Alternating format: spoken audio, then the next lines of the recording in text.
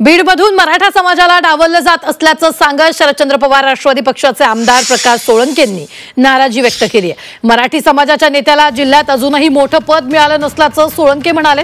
तसंच धनंजय मुंडेंना पुन्हा मंत्रिपद मिळत असेल तर त्यांना शुभेच्छा असल्याचंही सोळंकेंनी म्हटलेलं आहे।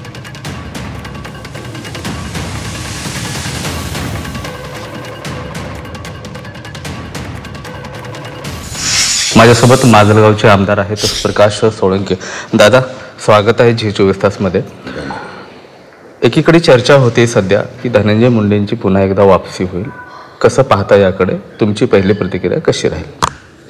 नाही, आता मी तर त्यांना शुभेच्छा दिलेल्याच आहेत की बाबा त्यांना पक्षश्रेष्ठींच्या मनात जर असेल त्यांना मंत्रिपद द्यायचं किंवा त्यांचं परत पुनर्वसन करायचं तर काय त्यांना शुभेच्छा आहेत माझ्या। म्हणजे याच्यापेक्षा मी काय जास्त बोलू। मात्र कुठंतरी आपण ज्येष्ठ आहात, गेल्या 5 वर्षापासून तुम्ही देखील आमदार आलेले आहेत, प्रतिनिधित्व करताय, कुठंतरी ज्येष्ठांना डावललं जाते असं वाटतंय? कुठं खंत आहे?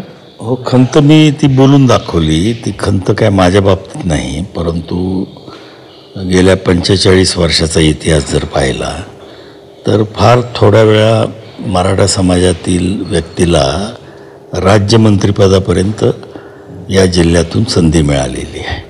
परंतु त्या उलट जर पाहिलं तर नेहमीच या जिल्ह्यातून ओबीसी असेल, मागासवर्गीय असेल यांना प्राधान्यानं संधी देण्याचं काम झालेलं आहे।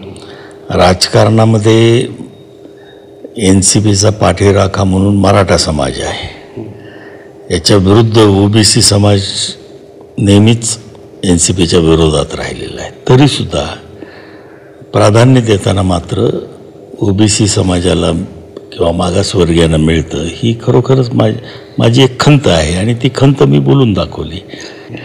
परंतु जी काही पक्षाची विचारसरणी आहे, फुले, आंबेडकर, शाहू, त्यांच्याप्रमाणे त्यांना प्रत्येक समाजाला प्रतिनिधित्व द्यायचा ते प्रयत्न करतात।